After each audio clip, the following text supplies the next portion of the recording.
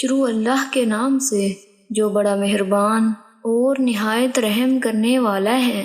السلام علیکم ورحمۃ اللہ وبرکاتہ۔ جریر نے اعمش سے، انہوں نے ابو صالح سے اور انہوں نے حضرت ابو ہریرہ رضی اللہ تعالیٰ عنہ سے روایت کی، کہا رسول اللہ صلی اللہ علیہ وآلہ وسلم نے فرمایا، اللہ عز و جل فرماتا ہے، میرے بارے میں میرا بندہ جو گمان کرتا ہے میں اس کو پورا کرنے کے لیے اس کے پاس ہوتا ہوں۔ جب وہ مجھے یاد کرتا ہے تو میں اس کے ساتھ ہوتا ہوں، اور اگر وہ مجھے اپنے دل میں یاد کرتا ہے تو میں اسے دل میں یاد کرتا ہوں، اور اگر وہ مجھے بھری مجلس میں یاد کرتا ہے تو میں ان کی مجلس سے اچھی مجلس میں اسے یاد کرتا ہوں۔